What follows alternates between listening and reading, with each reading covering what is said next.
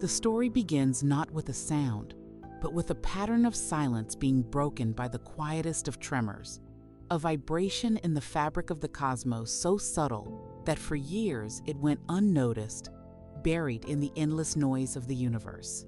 It was not a shout, but a whisper, a murmur from a direction in the sky that seemed, at first, to hold nothing of consequence, a void, a patch of celestial blackness between the vibrant islands of galaxies, a place considered empty, a cosmic desert.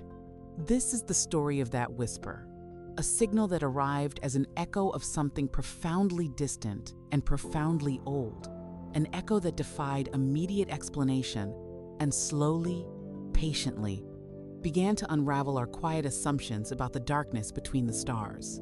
To understand the weight of this discovery, we must first understand the nature of listening itself, the immense and patient act of tuning the collective ear of humanity to the frequencies of the universe.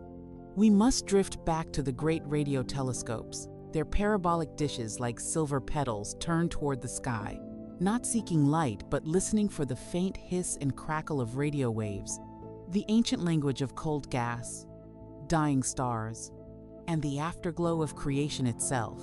These observatories exist in remote places, the high deserts of Chile, the plains of West Virginia, the isolated valleys of China, places where the electronic buzz of civilization is a distant memory, allowing the instruments to achieve a level of silence necessary to hear the cosmos breathe.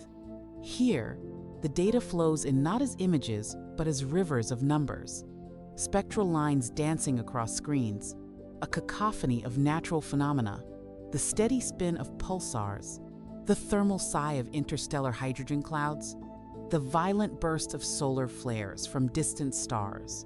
Within this river of noise, algorithms sift and sort, looking for the anomaly, the spike that does not belong, the signal that persists.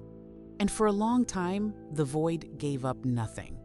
It was considered a good calibration target, a place of perfect silence, a blank canvas against which to measure the instrumentation's own internal murmurs. That is, until one day it wasn't. The signal, when it was first isolated, was not dramatic. It appeared in a dataset as a faint, narrow-band spike, a single note held against the wideband static of the universe. It was found not in real time by a wide-eyed astronomer, but later, much later, by a graduate student running archival data through a new filtration algorithm designed to find ultra-weak periodic signals. The spike appeared at a specific frequency, one that is notoriously quiet in the natural cosmos, a frequency often reserved for human technologies like satellites.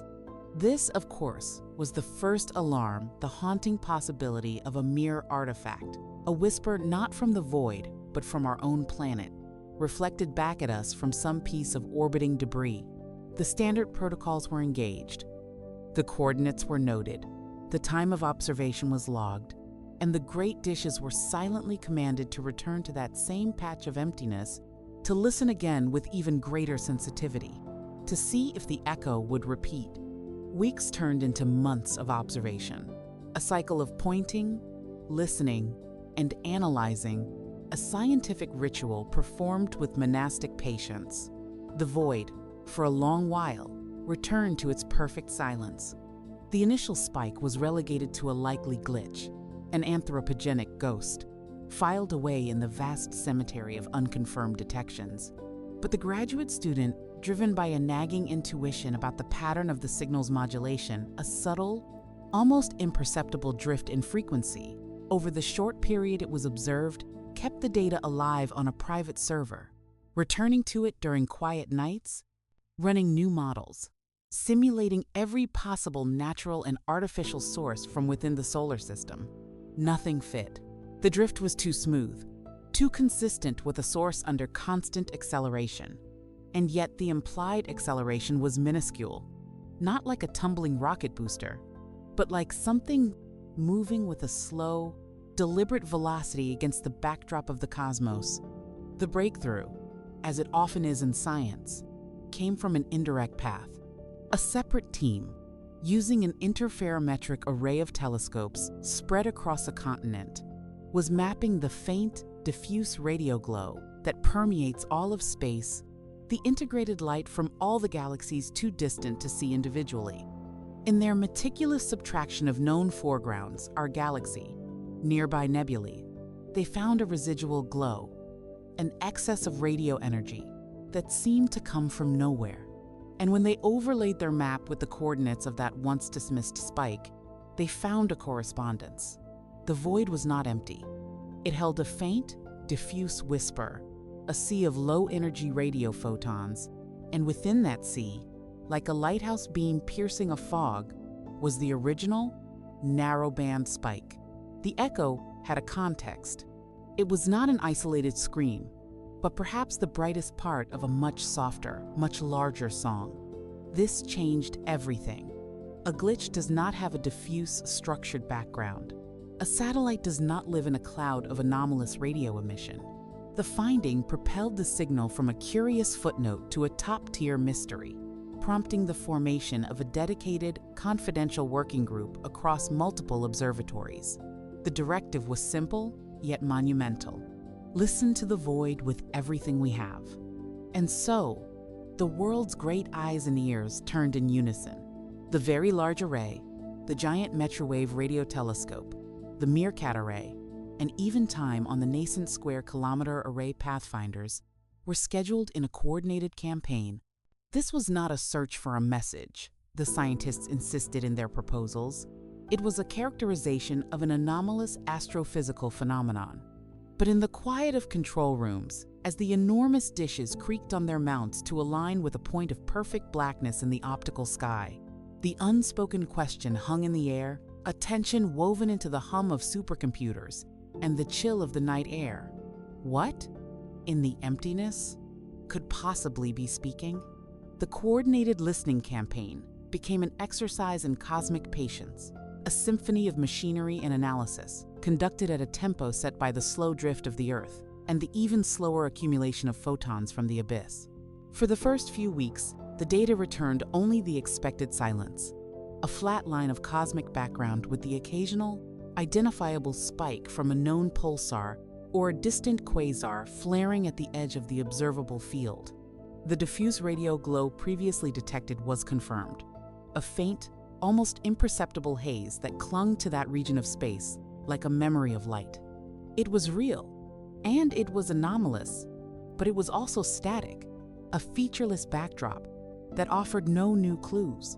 The tension in the collaboration, initially a sharp spark of excitement, began to soften into a familiar professional grind.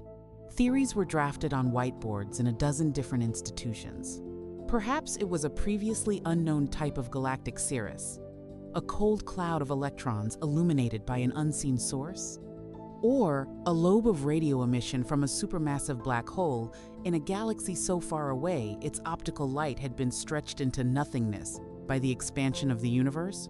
Each hypothesis was tested against the growing dataset, and each, in turn, encountered a quiet but firm contradiction. The spectral index of the glow, the way its brightness changed with frequency, did not match known profiles of synchrotron radiation from black hole jets. Its distribution on the sky was too smooth, too symmetrical, lacking the twisted, filamentary structures characteristic of ancient shock waves or plasma clouds. The void, it seemed, was not just hiding a source, it was presenting a phenomenon with a new set of rules. Then, on the 47th night of the campaign, during an observation window assigned to the Meerkat Array in the Karoo Desert of South Africa, the narrowband echo returned. It did not blast onto the spectrograph, it emerged. Over a period of 6 hours, the signal's strength waxed and waned with a slow, sinusoidal rhythm, its characteristic frequency continuing that same steady drift. It was as if the source was rotating, presenting a brighter face, then a dimmer one to our line of sight. More crucially, the signal was now detected by multiple dishes within the array simultaneously, allowing for a technique known as very long baseline interferometry. By combining the signals from telescopes separated by hundreds of kilometers, the collaboration could achieve an angular resolution sharper than that of a single dish the size of a continent. It was like switching from a wide-angle lens to a cosmic microscope. The processed data, when it finally emerged from the supercomputing cluster, presented not a single point of light, but a shape. A faint, elongated smudge, resolved just at the limit of the array's phenomenal resolution. The source was not a point. It was extended. It had structure.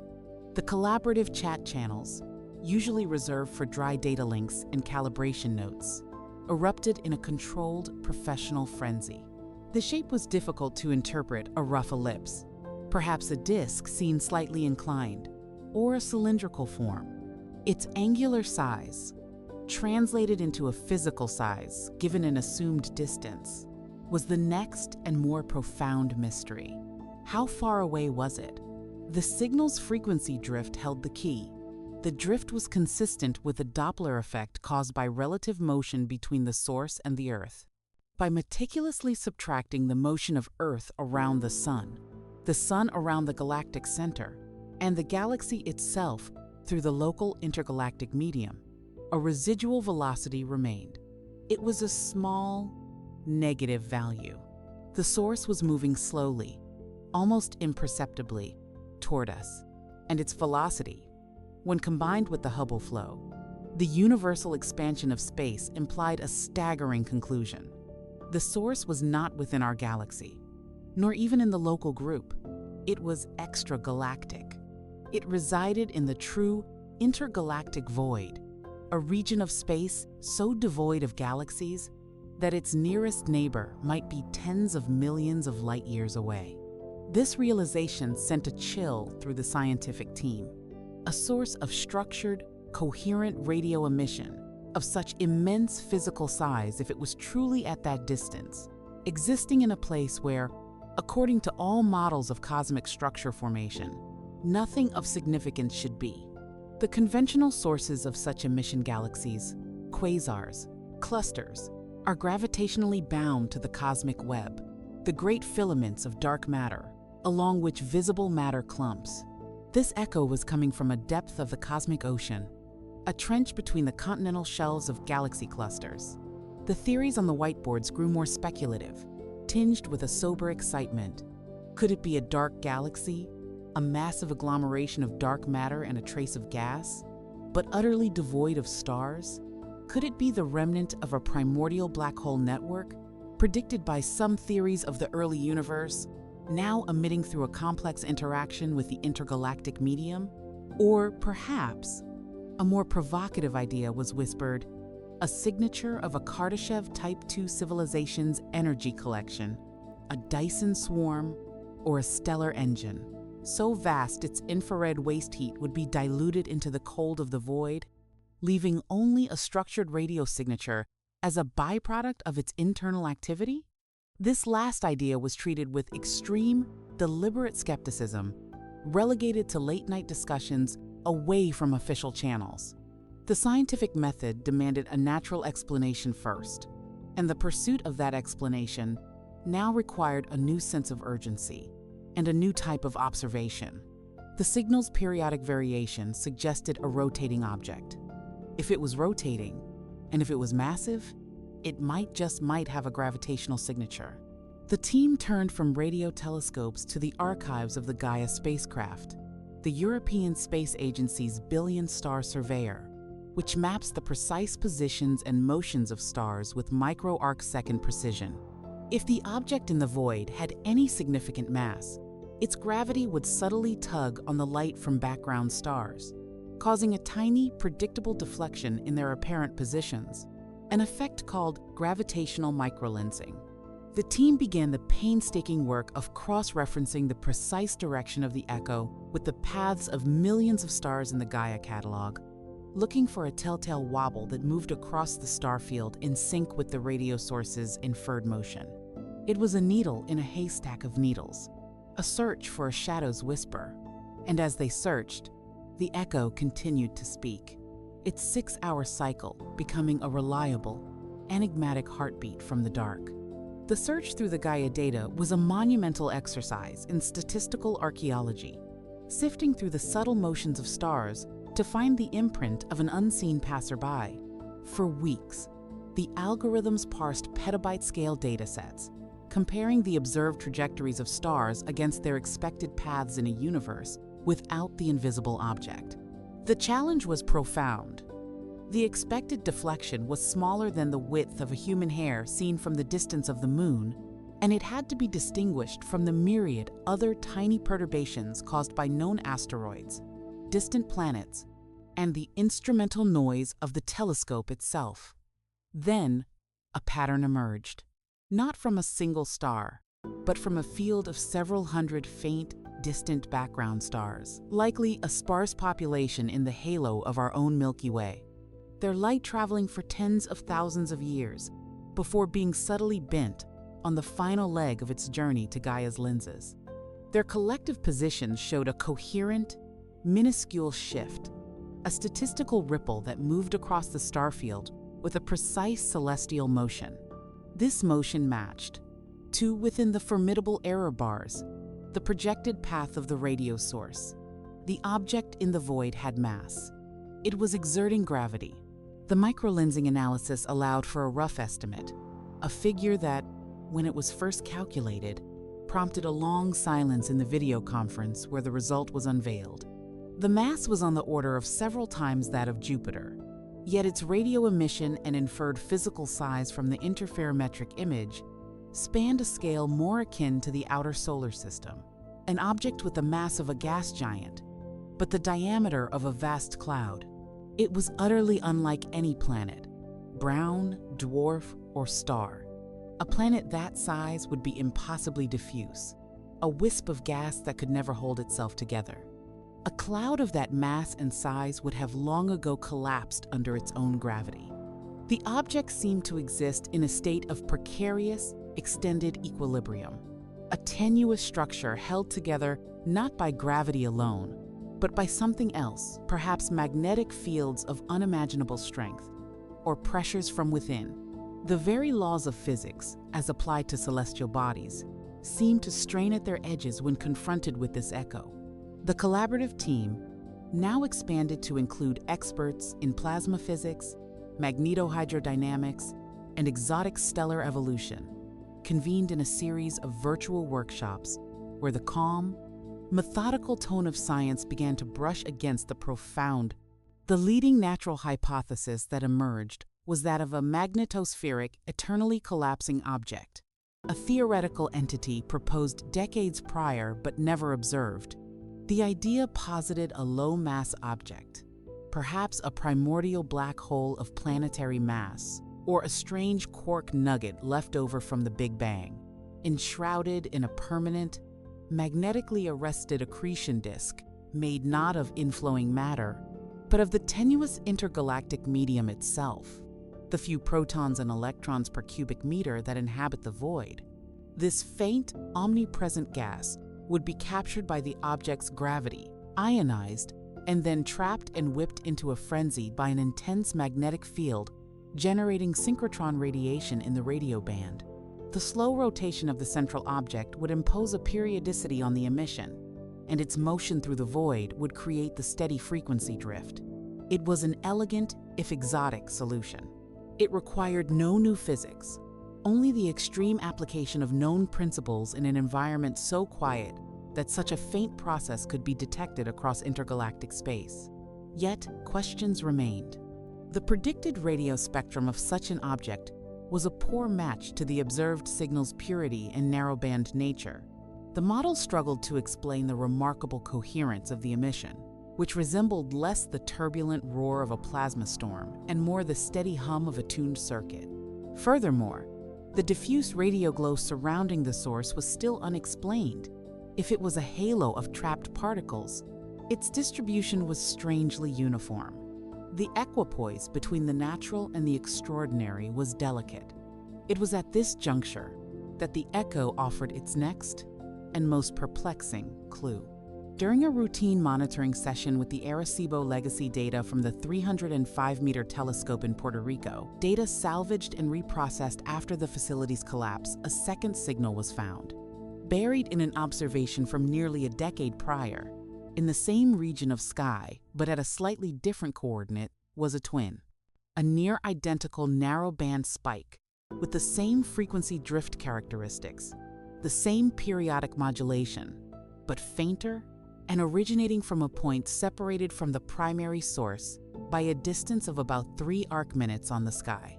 At the inferred distance of the void, this angular separation, translated to a physical distance of hundreds of thousands of astronomical units, still a vast gap, but suggesting the two objects could be gravitationally associated, a binary system drifting through the intergalactic darkness. The discovery of a companion transformed the narrative.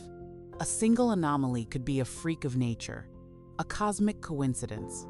A pair suggested a population. It implied a class of objects, a category of previously unknown entities that lived in the emptiest places in the universe. The search was now widened retroactively, scouring decades of radio astronomy archives for similar signatures. Preliminary results hinted at a handful of other candidate echoes, all in low-density regions of the sky, all with the same eerie characteristics. It was as if science had discovered a new layer of the cosmos, a faint, whispering ecology of objects that existed in the voids between the glittering cities of galaxies. The implications for cosmology were immediate and profound. The cosmic web is defined by gravity. Matter flows from voids into filaments and nodes. The presence of significant mass structured, emitting mass in the voids would suggest that our maps of the universe's mass distribution, based primarily on the location of galaxies, are profoundly incomplete. It would mean that a substantial fraction of ordinary, or perhaps exotic matter resides in these desolate places, invisible to optical surveys, silent in most bands, speaking only in the quietest radio whispers. This missing mass could account for a portion of the so-called missing baryon problem, the decades-old mystery of where a significant fraction of the universe's normal matter has been hiding. The echoes from the void were not just a curiosity. They were potentially a key to rebalancing the cosmic ledger. As this realization settled, a parallel, quieter investigation continued. The signal's extraordinary coherence and narrowband nature pushed engineers and information theorists to ask a different kind of question. Could the signal's structure bear the imprint of modulation, of information, however subtle? Teams developed new algorithms to analyze the signal's phase and polarization, not for astrophysical content, but for mathematical patterns, for sequences that defied entropy. They looked for prime number intervals in the pulse timings, for redundant structures in the sinusoidal modulation, for any sign that the signal was not just a naturally spinning beacon, but a crafted one. The initial results were, and remain, unequivocally null.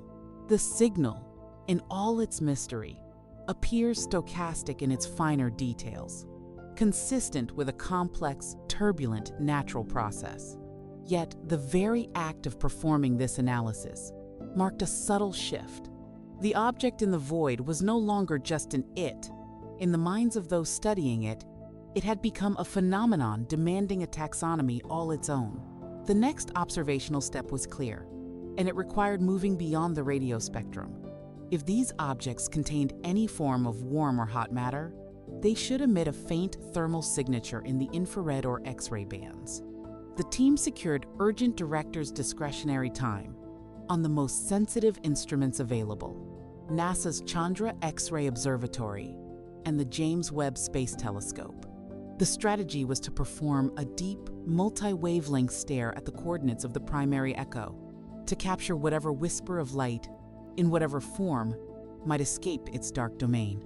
As Chandra aligned its high-resolution mirrors and Webb cooled its instruments to within a few degrees of absolute zero, preparing for an observation that would consume hundreds of hours of precious time, the scientific world held a collective, quiet breath.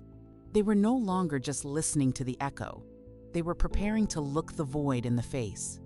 The coordinated observations with Chandra and the James Webb Space Telescope represented a pivot in the investigation, a shift from parsing whispers to searching for the faintest of glows.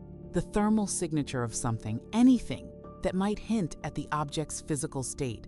For the Chandra team, the task was to stare at a point of perfect radio emission and find an X-ray counterpart, a sign of high-energy processes, million-degree plasmas, violent particle acceleration, or the shredding of accreted matter. For Webb, the goal was to detect the faintest infrared warmth, the residual heat of a body not much hotter than the cosmic microwave background itself, or perhaps the collective glow of dust grains warmed by an unseen internal energy source. The observations were scheduled back-to-back, a continuous 100-hour vigil across the electromagnetic spectrum. In the control centers, the mood was one of focused anticipation, the kind of quiet that exists in the moments before a long-exposure photograph is developed, where the image exists only as a potential in the latent data. The first data to arrive was from Chandra. The initial quick-look products showed the familiar speckled field of distant active galactic nuclei and quasars, their X-ray photons having traveled for billions of years. At the precise coordinates of the radio echo, there was, initially, nothing. No point source, no diffuse glow, just the statistical noise of the cosmic X-ray background. This in itself was significant. It placed an upper limit on the object's high-energy emission that was extraordinarily stringent. Any conventional astrophysical object emitting that powerfully in the radio band, a neutron star, a black hole microquasar, a flaring star, would have been a bright beacon in X-rays. The void object was not. It was radio loud and X-ray silent, a combination that ruled out a vast swath of typical energetic models. The only X-ray signal that emerged from the deeper analysis was almost ludicrously subtle, a barely detectable excess of very soft, low-energy X-rays, spatially coincident with the object, but spread over an area slightly larger than the radio source itself. It was not a point. It was a haze, a wisp of million-degree plasma, perhaps 10 light-years across, enveloping the central engine. This was consistent with the magnetospheric model, a vast, tenuous, hot corona held in place by magnetic fields, but at a temperature and density so low it barely registered even to Chandra's exquisite sensitivity. The object was not just cold, it was efficient, somehow converting gravitational or magnetic energy into coherent radio waves with almost no wasteful thermal byproduct. Then, the data from the James Webb Space Telescope began to stream down. The observing plan had utilized the mid-infrared instrument, MIRI, and the near-infrared spectrograph, NIRSPEC, tasked with both imaging and spectroscopy. The first processed images, revealing the field and wavelengths of light invisible to human eyes, showed a profound darkness. The void was true to its name, a desert in the infrared as it was in the optical. But as the integration time accumulated and the sophisticated pipelines subtracted the instrument's own thermal signature and the zodiacal light from our solar system, a shape began to emerge. It was not a point of light. It was a faint, ethereal smudge, a nebulous patch of infrared emission with a complex, almost filamentary internal structure. Its color, derived from the ratio of brightness in different filters, was peculiar, not the red of warm dust, nor the blue of starlight, but a neutral, almost flat spectrum. The most startling revelation came from the spectrograph. NIRSPEC had taken a spectrum of the central region of the smudge. When the data was calibrated and the spectral lines identified, the team found not the expected molecular bands of hydrocarbons or silicates, nor the atomic lines of hydrogen or helium. Instead, the spectrum was dominated by a series of extremely faint, broad emission features that defied immediate identification. The lines were not in the standard databases for stellar or interstellar physics. After days of cross-referencing with obscure laboratory astrophysics papers, a tentative identification was made. The features were consistent with forbidden lines of highly ionized metals, iron, nickel, silicon, but in ionization states typically only found in the immediate vicinity of intense ultraviolet sources or in supernova remnants. Yet here they were, in a cold, dark void, emanating from a source with no detectable UV or X-ray output powerful enough to create such ions. It was as if the object was surrounded by a ghostly nebula of material that had been processed through a ferocious event in the distant past, then cooled and diluted, but somehow retained the spectral memory of that trauma. The infrared data painted a picture of a relic, a structure that was old, cold, and bearing the chemical imprint of extreme temperatures from an epoch long gone. This meshed with another growing line of evidence, the object's trajectory. By combining the radio, optical microlensing, and now infrared positional data over a span of several years, astronomers could refine its proper motion, its actual movement across the sky. This motion, when traced backwards against the flow of local galactic dynamics, told a story of origin. The object was not drifting aimlessly. Its path, when projected back for hundreds of millions of years, pointed directly away from the Virgo cluster, a massive conglomerate of thousands of galaxies, some 50 million light-years distant. The most compelling natural explanation now crystallized. The object was a runaway. It had been ejected, with immense force, from the chaotic heart of a galaxy within the Virgo cluster. The mechanism for such a violent expulsion was well theorized. The slingshot effect from a close encounter with a supermassive black hole binary. In the dense core of a galaxy, a stellar mass or planetary mass object could be flung out at relativistic speeds, becoming a hypervelocity object escaping its galaxy entirely. Over tens of millions of years, it would traverse the intergalactic void, cooling and fading. The highly ionized metals in its infrared spectrum could be the debris from its original accretion disk or the remnants of a shredded companion star, blasted into space during the ejection event, and now traveling with it as an expanding cooling shroud. This was a clean, elegant, and entirely natural story. It explained the location, the velocity, the strange chemistry, and even the radio emission, which could be powered by the interaction of the object's magnetic field with the intergalactic medium, a wake of radio waves trailing behind it like the bow shock of a ship sailing through a ghostly sea. The sense of mystery, which had stretched to encompass profound existential possibilities, seemed to contract back into the realm of the exotic, yet known. The collaborative team began drafting a paper titled A Hypervelocity Planetary, Mass Object Ejected from the Virgo Cluster, detailing the multi-wavelength evidence. The narrative was satisfying. It closed the loop. Yet, in the quiet hours, a small subgroup of researchers focused on the original, haunting characteristic of the signal, its coherence. The new data provided a potential and unsettling explanation for that as well. Deep analysis of the radio signal's polarization revealed a complex, ordered structure. The waves were not randomly polarized. They exhibited a smooth, sweeping rotation of the polarization angle, synchronized with the object's 6-hour period. This was the hallmark of an extremely stable, powerful magnetic field, one whose axis was misaligned with the rotation axis, sweeping through space like a lighthouse beam, not of light, but of magnetic orientation. The intensity and stability of this field were, according to published models of compact objects, difficult to reconcile with a body of only a few Jupiter masses.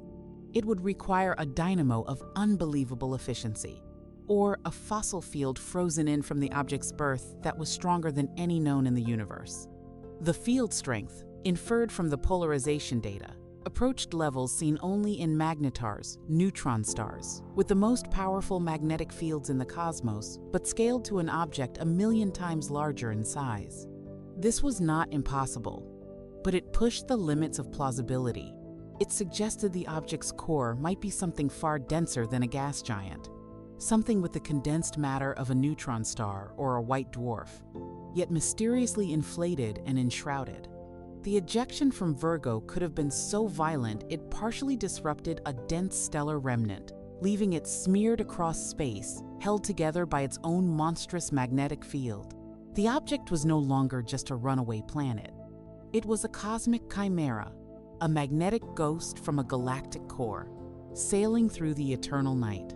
And as the paper was being finalized, a final, meticulous check of the Webb infrared data revealed one last detail: a tiny anomaly in the background subtraction that had been initially dismissed as noise. At the very center of the faint infrared smudge, at the maximum resolution of the telescope, there was not one, but two infinitesimal points of slightly warmer light. A binary, not just a single object, but a pair of cores, orbiting each other at the heart of the vast, cool nebula in the immense whispering magnetosphere. The echo from the void had a double heartbeat.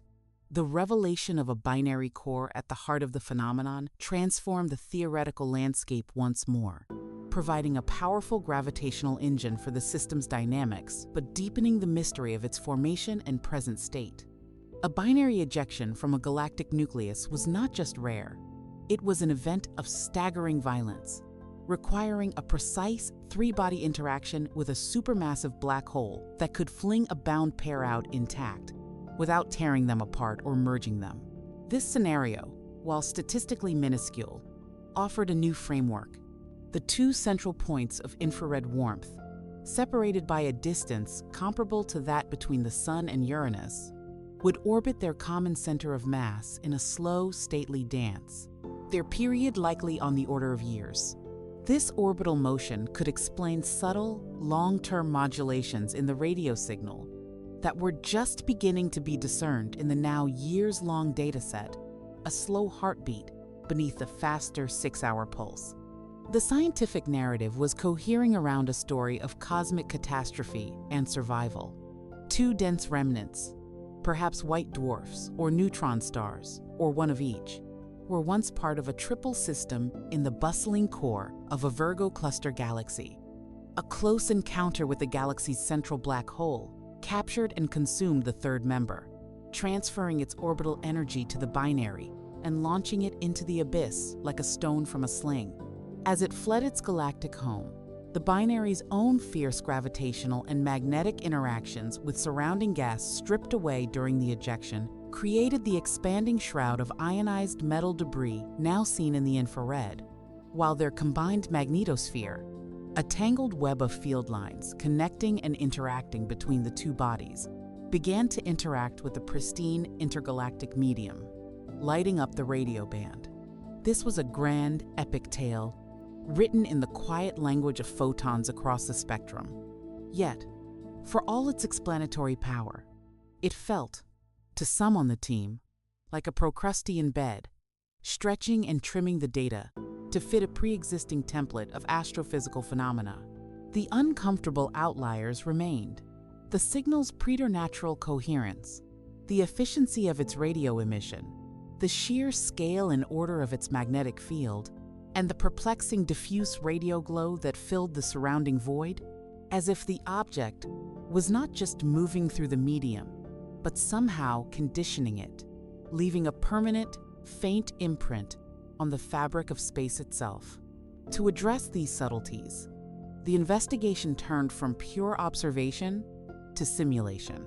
Using the world's most advanced cosmological magnetohydrodynamics codes, teams began to model the journey of such a hypervelocity binary through the intergalactic medium.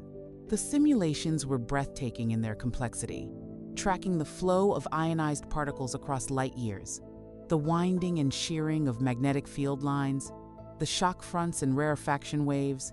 When the virtual binary was set on its course, the simulations did produce radio emission, a turbulent broadband roar of synchrotron radiation from particles accelerated at the bow shock. But it did not produce a narrowband, coherent, rotating beacon. To approximate that, the modelers had to artificially impose a magnetic field of impossible strength and stability on the binary, a field that remained organized on a scale of light years, despite the chaotic buffeting of the journey. Even then, the simulated signal was a messy, sputtering thing, nothing like the clean, persistent hum of the actual echo. The disconnect was profound. It suggested either a fundamental misunderstanding of magnetized plasma physics at ultra-low densities, or that the object's magnetic field was not a fossil from its birth, but actively and continuously generated. The idea of an internal dynamo, usually powered by the convective motion of a liquid metal core inside a planet or star, was ludicrous for an object of such low density and presumed cool temperature. Unless, the theorists ventured, the object was not what it seemed. What if the binary cores were not cold, dead remnants, but something more enigmatic? What if they were primordial black holes, not of stellar mass, but of planetary mass, a hypothesized constituent of dark matter? Such black holes, if they possessed even a slight charge, or were embedded in a conductive plasma, could sustain a magnetic field through the Blandford-Znajek process, extracting rotational energy from the black hole itself. A binary of such entities, orbiting each other, could create a complex, stable magnetospheric structure capable of coherent emission. This idea bridged the astrophysical and the cosmological, tying the echo to one of the deepest mysteries in physics, the nature of dark matter. It was a tantalizing thread, but one that was notoriously difficult to pull. A parallel effort sought to understand the diffuse radio glow. New, ultra-deep observations with the low-frequency array, LOFAR, revealed that the glow was not a smooth halo, but had a faint, filamentary texture, like the gossamer strands of a spiderweb illuminated by moonlight. These filaments were aligned, very roughly, along the object's direction of motion, as if it was trailing a wake of energized particles that took millions of years to cool and fade. This supported the hypervelocity model, but the spatial extent of the glow was larger than any simulation could account for. It suggested the object had been emitting, or influencing its surroundings, for a far longer time than its flight from Virgo would allow. It was as if the echo was not just the sound of its current passage, but the accumulated reverberation of an entire age. The weight of these accumulating contradictions bred a quiet, intellectual restlessness within the collaboration. The pressure to publish the definitive hypervelocity binary paper was immense.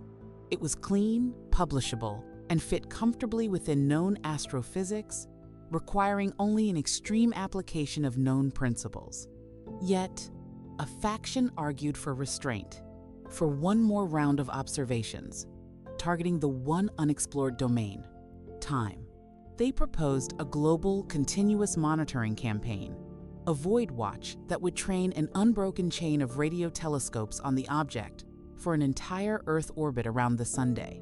The goal was to search for parallax. If the object was closer than the Virgo distance, perhaps a faint nearby object within our own galactic halo, its apparent position would shift slightly against the background quasars over the course of the year. A positive parallax measurement would shatter the intergalactic hypothesis and force a complete reevaluation. It was a classic, decisive test. The proposal was approved, and the Void Watch began, turning the object into the most intently studied single point in the radio sky. Month after month, the data accrued, the telescopes handing off the watch from continent to continent as the Earth turned. The analysis of the parallax was a delicate operation, requiring the subtraction of known proper motion and the minuscule deflection from the binary's own orbital wobble. Finally, after the full cycle, the result was computed. The parallax was 0. Within the exquisite precision of the measurements, there was no shift. The object was not in our galactic backyard. It was truly intergalactic, residing at a distance of many millions of light years, confirming the most staggering aspect of its nature. This definitive measurement, while cementing the object's extraordinary nature, also delivered a final, quiet blow to the simpler hypervelocity narrative. At that confirmed distance, the object's intrinsic brightness in both radio and infrared could be calculated with new precision. The numbers that emerged were confounding. Its total radioluminosity was modest, comparable to a bright pulsar. But its infrared luminosity, from that vast cold shroud, was several orders of magnitude fainter than it should be for a nebula of that physical size containing even trace amounts of warm dust or gas. It was emitting far more organized radio energy and far less thermal energy than any known physical process could easily explain. The object was not just an extreme example of a known category. It was an outlier in multiple, simultaneous dimensions, a statistical impossibility that nevertheless persisted in the data, a coherent whisper from the dark that refused to be fully drowned out by the roar of conventional explanation. As the team grappled with this, the object, with a timing that felt almost sentient in its irony, did something new. During a routine monitoring session, the 6-hour pulse signal, which had been as reliable as a metronome for years, suddenly ceased. The steady heartbeat from the void stopped. In its place, for a duration of exactly 72 minutes, the receivers recorded a burst of ultra-wideband noise, a sound like radio static, but with a complex, nested pattern in its polarization. Then, silence. A day later, the original pulsed signal returned, unchanged. It was as if the object had cleared its throat, emitted a cryptic sigh, and then resumed its endless, patient call. The 72-minute burst of wideband static was an event that recalibrated the entire investigation, shifting it from a study of a persistent state to an inquiry into a system capable of dynamic change. The burst was not chaotic noise. Its polarization pattern, when analyzed with sophisticated matrix decomposition techniques, revealed a hidden order. The static was composed of countless overlapping wave packets, each with a distinct, rotating polarization vector. The overall pattern evolved over the 72 minutes in a way that defied a simple stochastic process, instead suggesting a complex, magnetized plasma undergoing a sudden reconfiguration, a magnetic storm on a cosmic scale. The timing was precise, and the return to the baseline pulse was abrupt. This was not a system failing.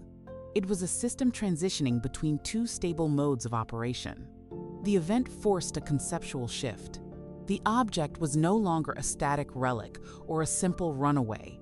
It was an active engine, with internal dynamics on timescales ranging from hours to, presumably, the years of its orbital period, and now to sudden, minutes-long events.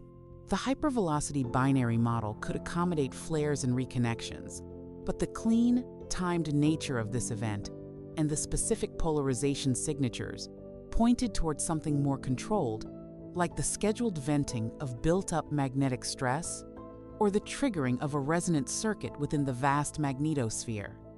Theorists scrambled to adapt their models. Perhaps the binary's orbit was not perfectly circular, but slightly elliptical. As the two cores approached their closest point, their magnetospheres would violently interact, triggering a reconnection event that dumped energy into the surrounding plasma, creating the burst of wideband emission. The 72-minute duration could then correspond to the timescale for the system to drain this excess energy and return to its stable, pulsed state.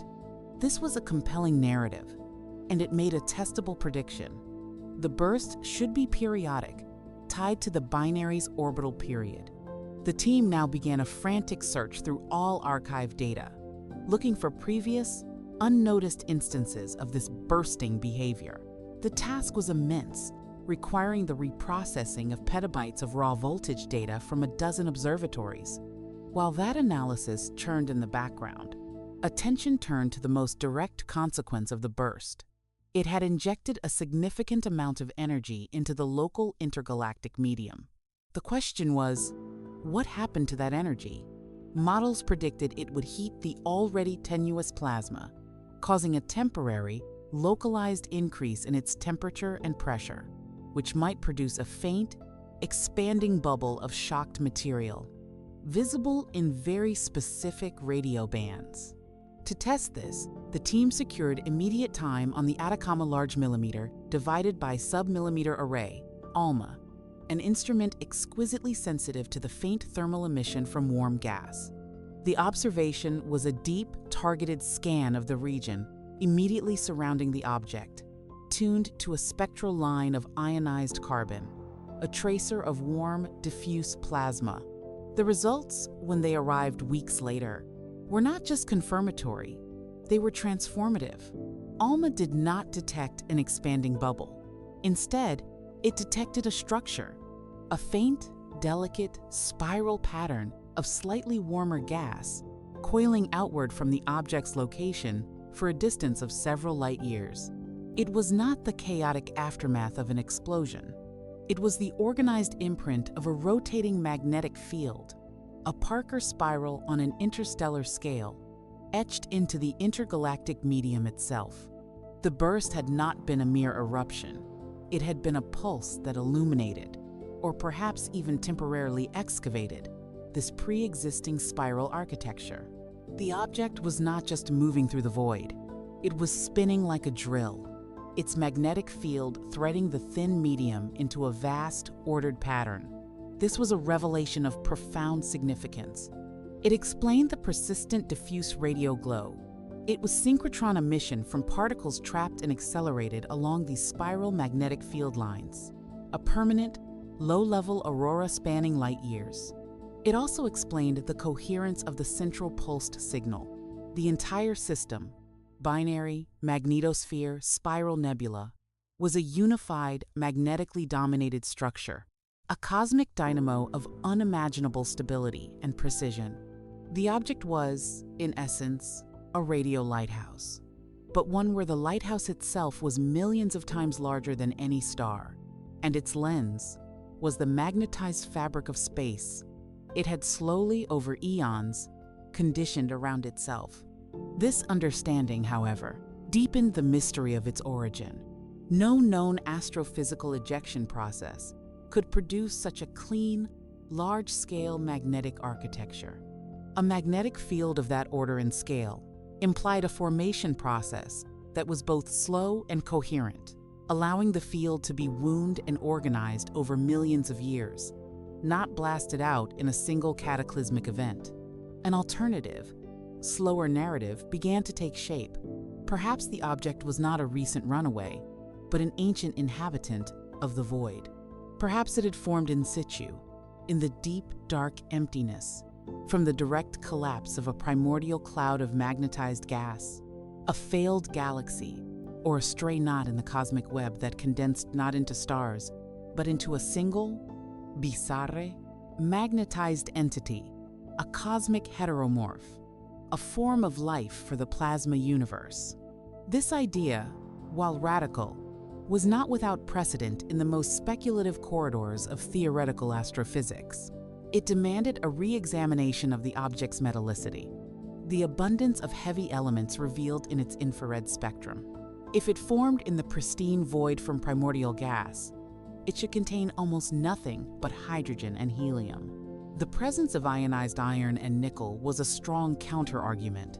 Yet, the spectroscopy team revisited their data, applying more sophisticated models for radiative transfer in a rarefied nebula.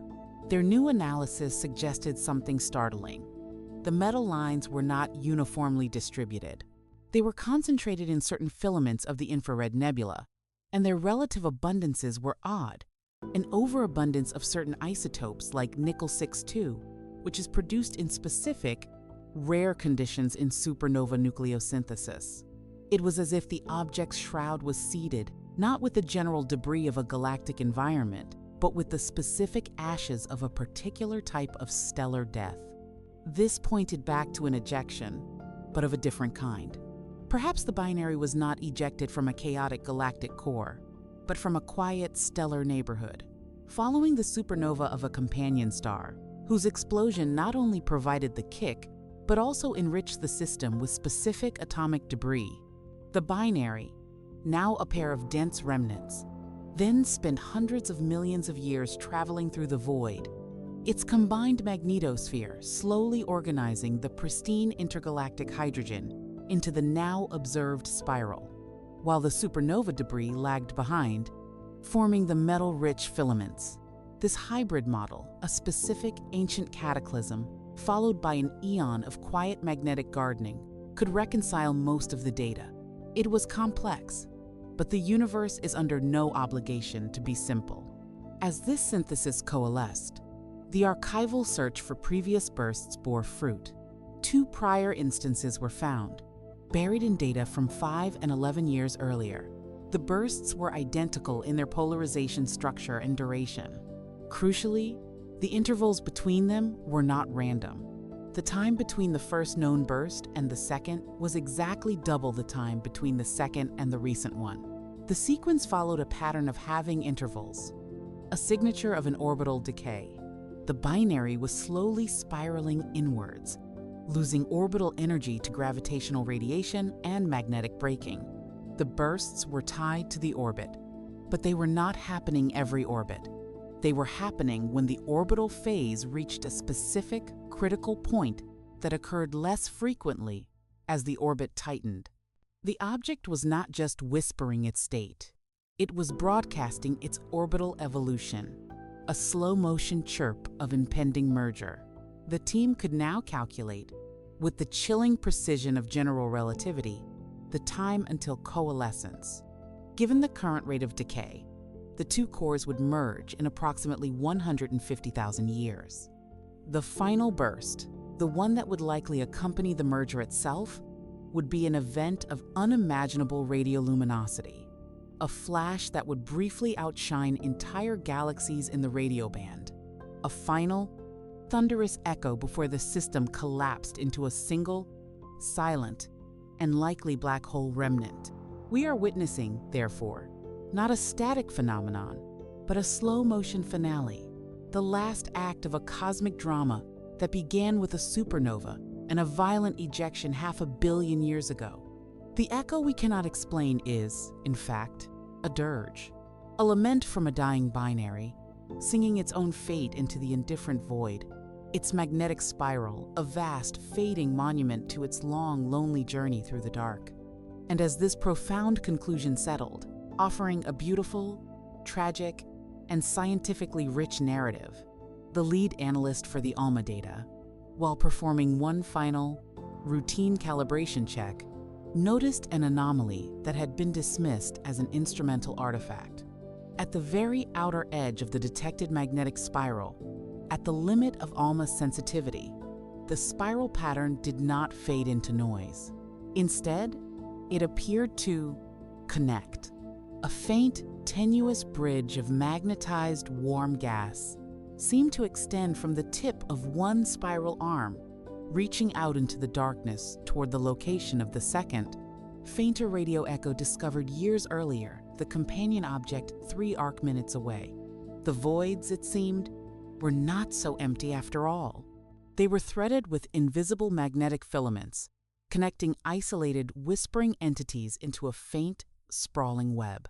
The faint, magnetized bridge, suggested by the ALMA data, was a whisper within a whisper, a hint that the objects in the void were not isolated anomalies, but potentially connected nodes in a wider, invisible network. This possibility demanded a complete reassessment of the entire field. The initial discovery of a second, fainter echo was no longer merely a statistical curiosity suggesting a population. It was a potential piece of a larger structure. The team, now operating with a sense of unraveling a cosmic tapestry, initiated a deep, wide-field survey of the entire region surrounding the primary echo, using LOFAR's unparalleled sensitivity to diffuse, low-frequency emission. The goal was to map the faintest radio contours of the void, to see if the diffuse glow formed filaments, webs, or cells. For months, the telescopes integrated, collecting photons that had traveled for eons through nothingness. The data processing was a Herculean task, requiring the subtraction of foreground emission from our own galaxy, with a precision never before attempted, peeling back the bright radio sky to reveal the darkness beneath. When the final maps were rendered, the result was a vision of profound and subtle beauty. The void was not a uniform, empty canvas. It was textured. Faint, labyrinthine structures of enhanced radio emission wove through the blackness, forming a pattern reminiscent of the cosmic web traced by galaxies. But on a vastly fainter, more diffuse scale, these were not the bright filaments of galaxy clusters. They were their ghostly shadows, traced not by stars but by synchrotron, emitting electrons gyrating in weak magnetic fields. And at the intersections of these faint filaments, at the nodes of this shadow web, were slight concentrations of emission. One of these nodes was the primary echoing binary. Another, 3 arc-minutes away, was the secondary echo. A third, much fainter still, was detected at the edge of the field. The void was not empty. It was a complex ecosystem of magnetic fields and relativistic particles, a plasma universe existing independently of the luminous one. The echoing objects were not mere inhabitants of this realm. They appeared to be its engines, its power sources. Their organized magnetospheres were pumping energy into the intergalactic medium, illuminating and sustaining these vast, dark structures. This discovery resonated with a long-standing theoretical prediction: the existence of a warm-hot intergalactic medium, WIM, a web of diffuse, ionized gas containing the majority of the universe's normal matter, but so tenuous it had eluded most detection methods. The radiofilaments could be the signature of this WIM, illuminated and magnetized by the passing of objects like the echoing binary. The object was not just singing a dirge for itself. It was lighting up the hidden architecture of the cosmos, revealing the scaffolding upon which the bright galaxies are built. This shifted the object's significance from a celestial curiosity to a cosmological probe. By studying its interaction with the medium, scientists could measure the density, temperature, and magnetic field strength of the true intergalactic void parameters that were previously only theoretical estimates. The echo became a tool, a natural instrument for probing the darkest, most elusive regions of space. Yet, the origin of the objects themselves remained shrouded. The new cosmological context favored the ancient inhabitant hypothesis over the recent runaway model. It was statistically more plausible that these objects formed in the voids during the early universe, as primordial magnetic fields collapsed into stable, self-contained structures, perhaps seeded by quantum fluctuations in the inflationary epoch. They would be fossils of a time before the first stars, relics of the universe's magnetic infancy. Their metal content, however, remained the stubborn counter-evidence. To resolve this, a team of cosmochemists and nucleosynthesis experts was consulted. They proposed a novel solution: galactic pollution. Over billions of years, galaxies eject enriched material through supernova winds and active galactic nuclei.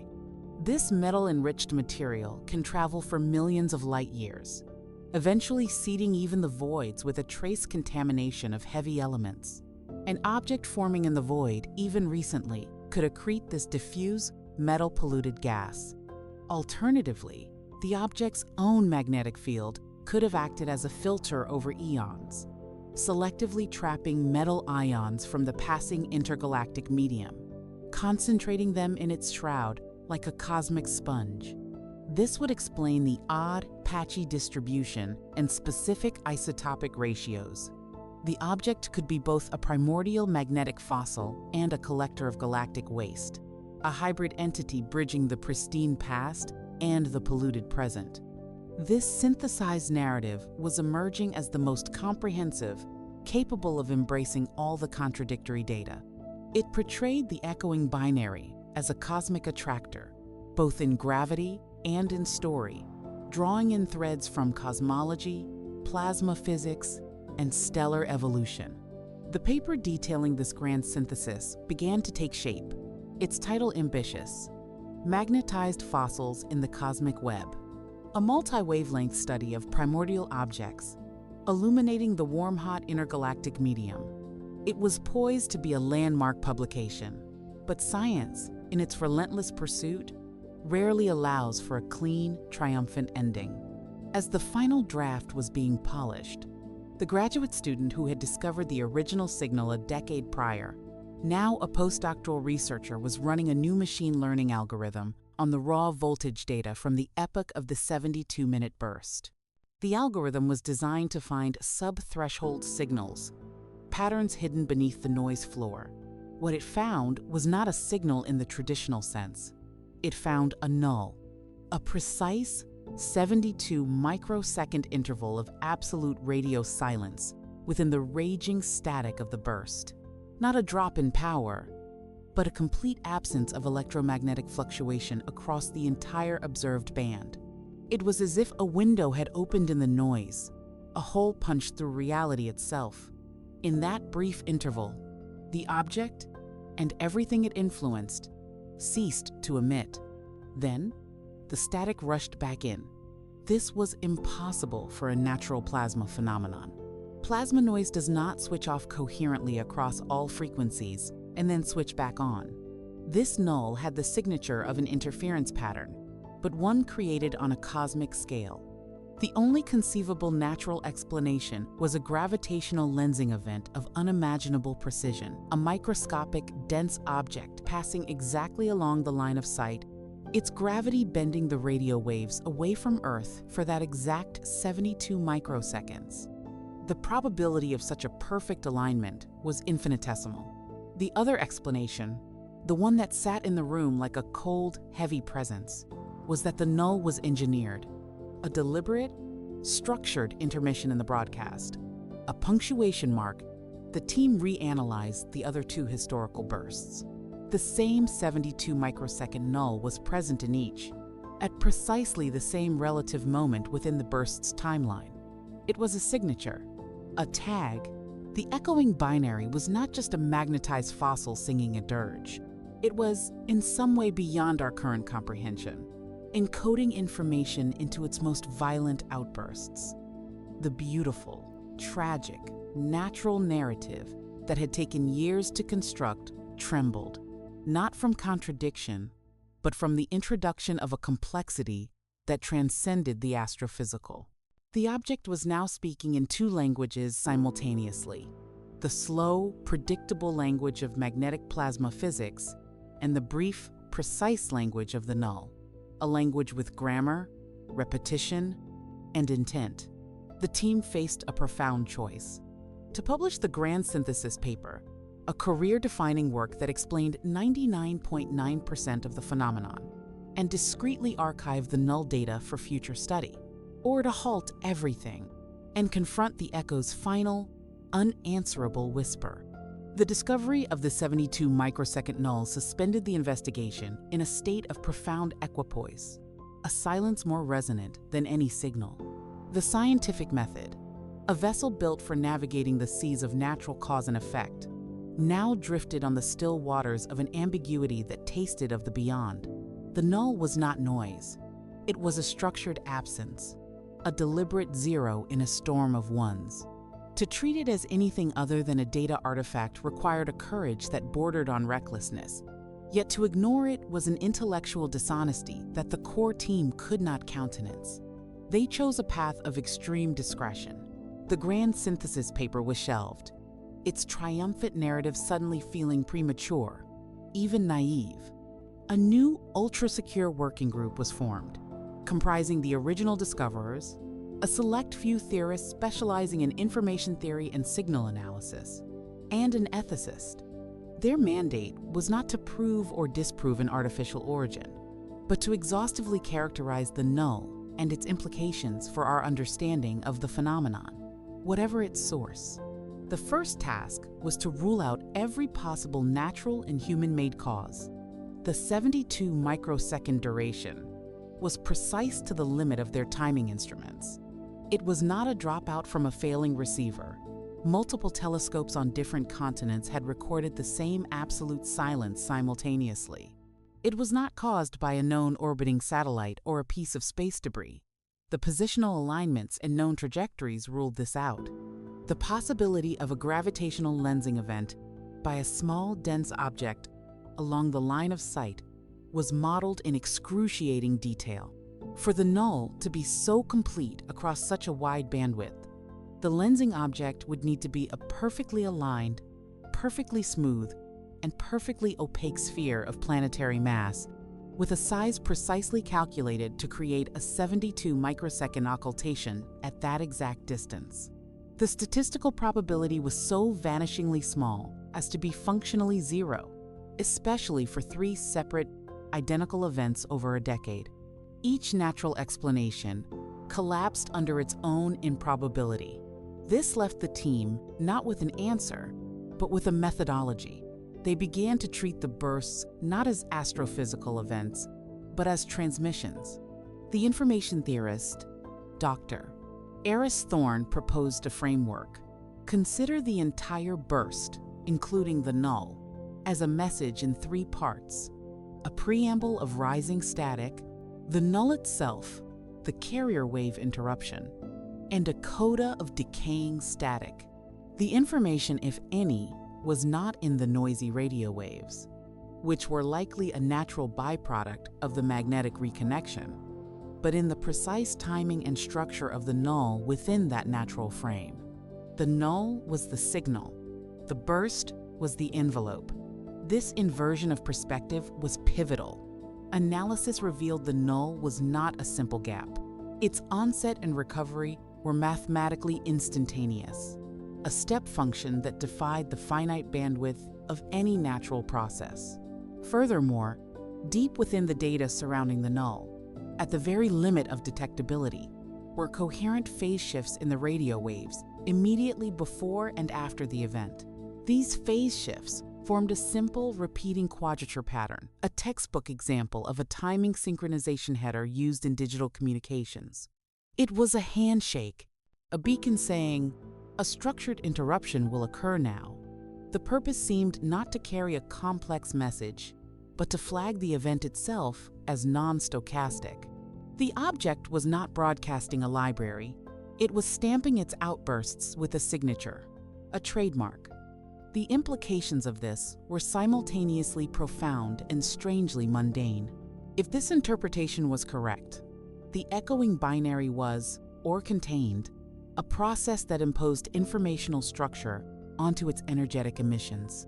This did not necessarily imply consciousness, any more than a pulsar's precise period implies intent. It could be an automated, natural system that had evolved through some physical evolutionary process to encode its state in this way. Or it could be the product of a guiding intelligence from an epoch so distant that its nature was indistinguishable from physics itself. The team deliberately avoided the language of sentience, focusing instead on the physics of information encoding in extreme environments. Could magnetic fields, in a complex, binary-driven dynamo, self-organize to produce such precise, coherent nulls? They consulted specialists in nonlinear dynamics and complex systems. The consensus was that while nature produces intricate patterns, snowflakes, heartbeats, orbital resonances, the specific combination of a wideband natural event with a perfectly clean, timed, and tagged null was without a known natural analog. It had the hallmarks of a circuit breaker, a designed reset. This line of inquiry led to a sobering, practical realization.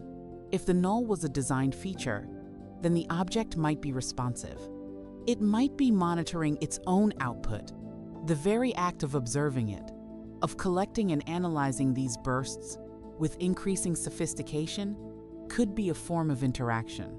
The ethicist, Professor Alara Vance, raised the point that had been hovering unspoken. What was the responsibility of the observers? Was there a protocol for pinging such an object? The majority vehemently opposed any active transmission. The potential risks were unknown, and the principle of non-contamination, similar to that used for pristine planetary environments, was invoked. The object was a fossil, a clock, a potential artifact. It was not an active interlocutor. They would listen, but they would not speak. Yet, the universe itself seemed to have other plans. The Void Watch monitoring campaign, now in its 5th year, was an automated process. But one of the radio telescopes involved, as part of a separate survey, had experienced a hardware fault 2 weeks prior that caused it to emit a brief, powerful pulse of radar at 2.4 gigahertz, a common satellite communication frequency, directly into the sky as part of its diagnostic cycle. The pulse was millisecond long, directed nowhere in particular. By a coincidence so wild it strained credulity, that radar pulse, having traveled for millions of years, had washed over the region of the echoing binary, approximately 10 days before the most recent 72-minute burst. The timing was suggestive. Could the burst, with its trademark null, have been a response? The team was plunged into a morass of correlation and causality. The chance alignment was minute, but in an infinite universe, minute chances happen. To test this, they would need to send a deliberate signal, a clean, unambiguous ping. This was the line they had sworn not to cross. The debate that followed was conducted in hushed tones, a mix of scientific fervor and deep existential caution. They were no longer just astronomers. They were potential actors on a stage whose size and nature they could not fathom. In the end, a compromise was reached, one that bent but did not break their self-imposed prime directive. They would not transmit a message.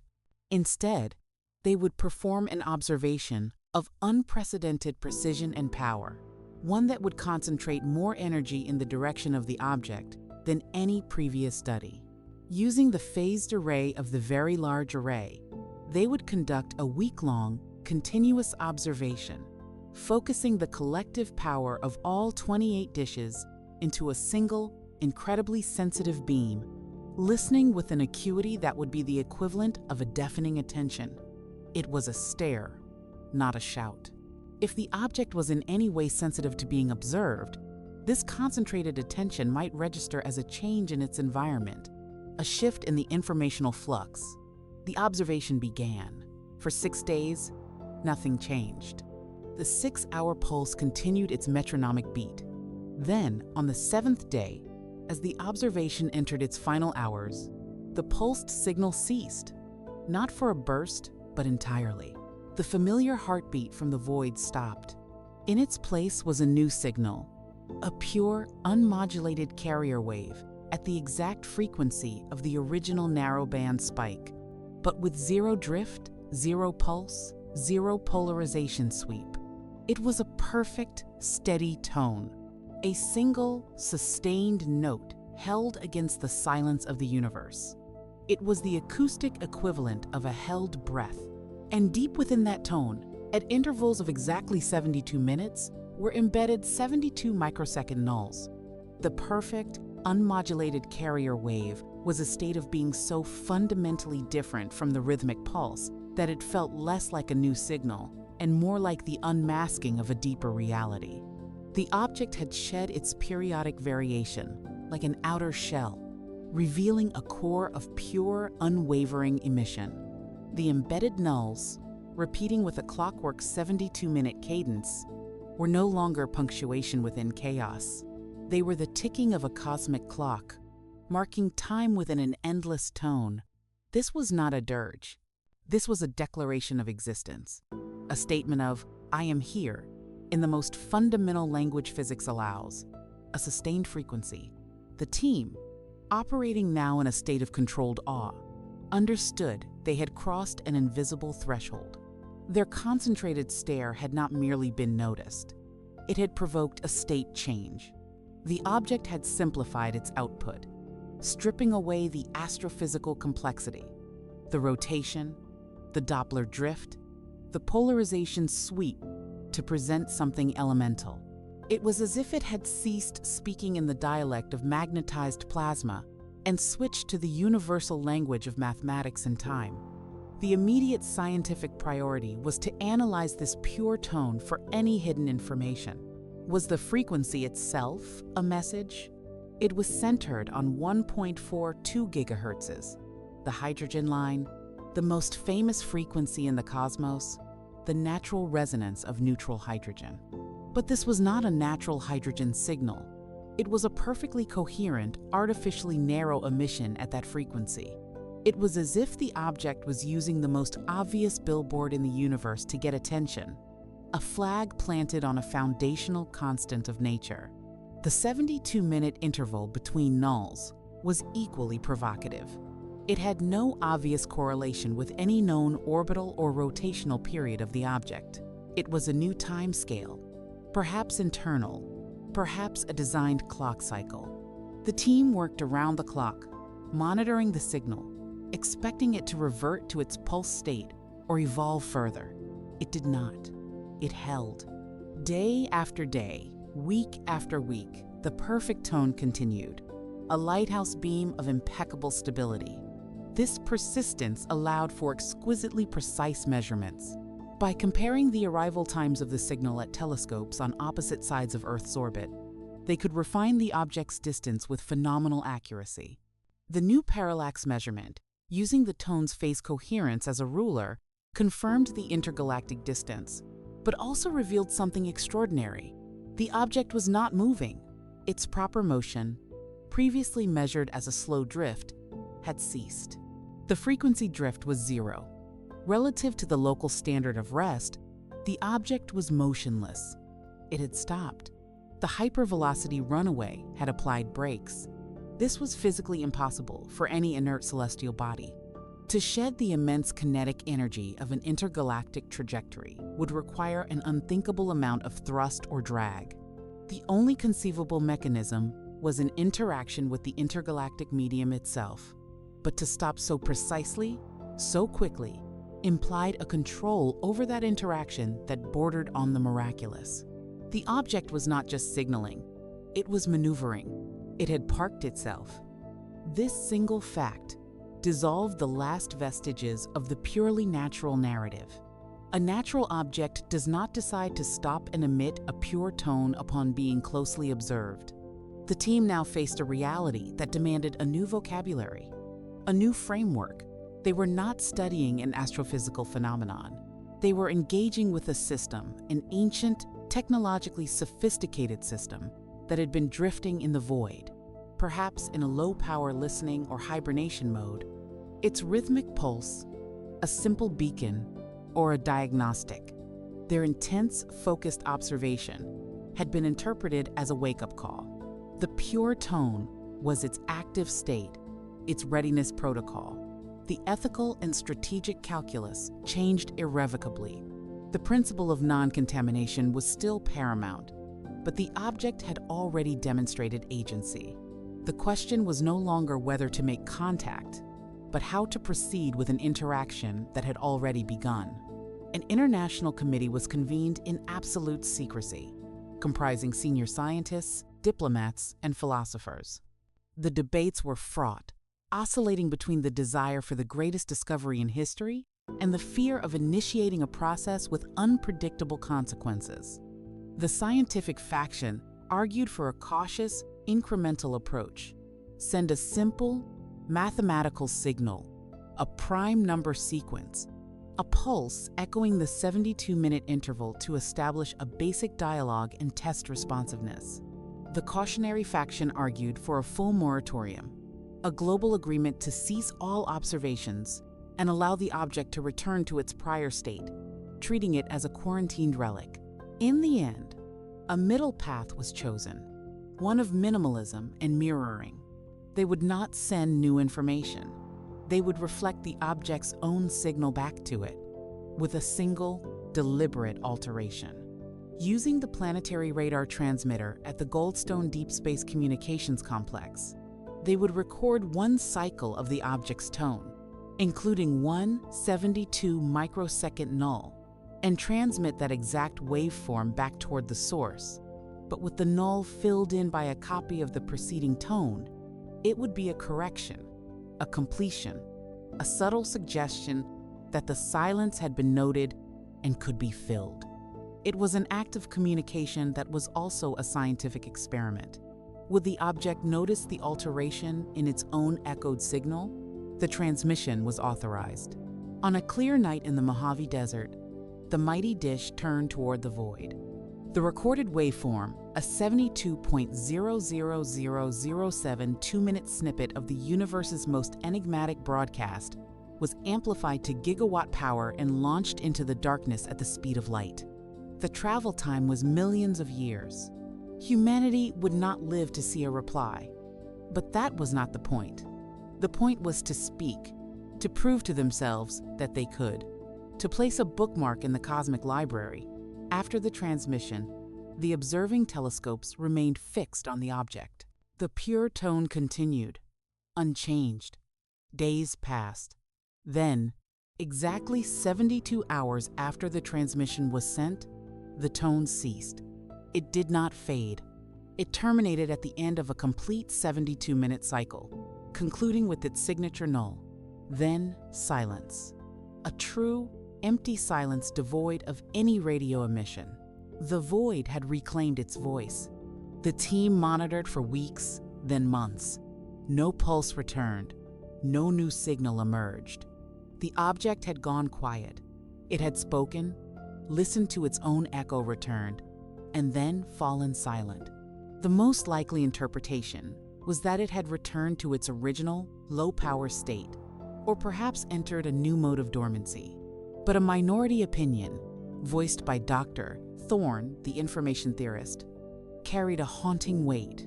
He proposed that the object had achieved its objective. It had waited in the void for a cosmically significant timescale, broadcasting a simple pattern until a species evolved with the capability to receive it, concentrate its attention upon it, and finally, return a coherent response. Our filled-in null was not a correction. It was a password, a key, and upon receiving it, the system had completed its function. It had shut down. Perhaps it had triggered a subspace signal to its builders, a notification that a new voice had joined the conversation.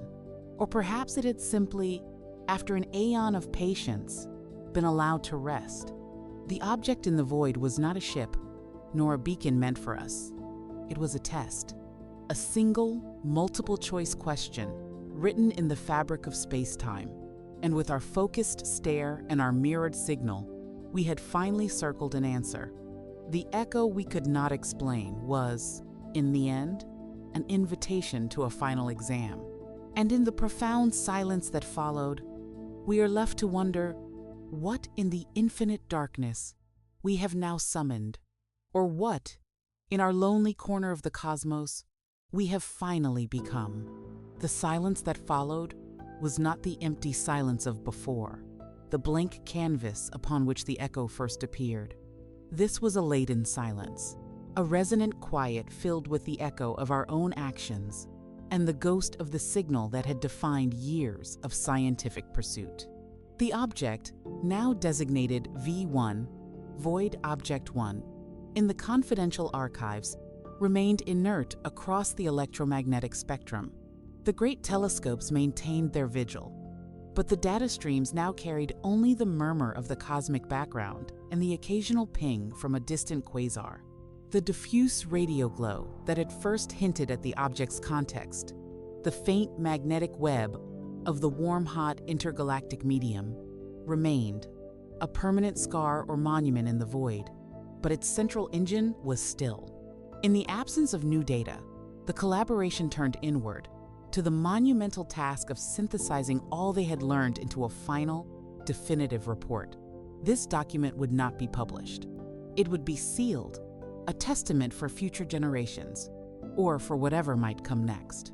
The report detailed the sequence from discovery to silence, but its true weight lay in the final chapters, which dealt not with astrophysics, but with epistemology and consequence.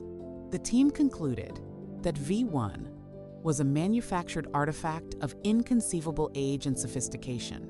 Its primary purpose appeared to be pedagogical and diagnostic, to wait in a state of minimal energy expenditure until stimulated by a concentrated, sustained act of scientific observation, at which point it would activate a more complex protocol, culminating in a test of pattern recognition and communicative mirroring.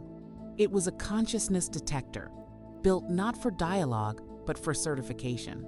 By returning its signal with the null filled, humanity had, in the artifact's logic, passed. What the passing granted was unknown. Perhaps it merely logged the event in some galactic archive. Perhaps it triggered a chain reaction elsewhere in the cosmos. A slow, relativistic summons or a data packet shot toward some central node. Or perhaps the reward was simply the knowledge itself, the catalyzing realization that we are not alone in our capacity for curiosity and reply. The artifact's design was a masterpiece of energy efficiency and longevity. Its power source remained unknown, But theories coalesced around the extraction of vacuum energy, or the subtle harnessing of the universe's expansion itself, mechanisms that could function at near-zero entropy for billions of years. Its construction was likely not physical in any sense we understand, but a topological knot in spacetime, a stabilized magnetic monopole or a cosmic string loop, appearing as a binary system to our instruments, but fundamentally a single, folded entity. The metal-rich filaments were not debris from an ejection, but a deliberately maintained buffer or a chemical library, a Rosetta Stone of elemental abundances, meant to convey information about the galactic environment over eons. The most profound implication was for the Fermi paradox. V1 suggested a resolution that was neither tragic nor lonely. The cosmos might be filled with intelligence, but it is not engaged in a continuous, noisy conversation. It is engaged in legacy. It builds monuments that test, that wait, that certify. The great silence is not a silence of absence, but a silence of dormancy, of patient artifacts sleeping in the voids between stars, listening for the whisper of a focused mind. Communication is not a chat. It is an initiation rite, separated by epochs. We had inadvertently performed that rite. The final section of the report addressed the future.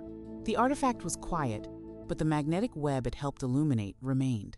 This web, the true structure of the WIM, was now a new frontier for astronomy.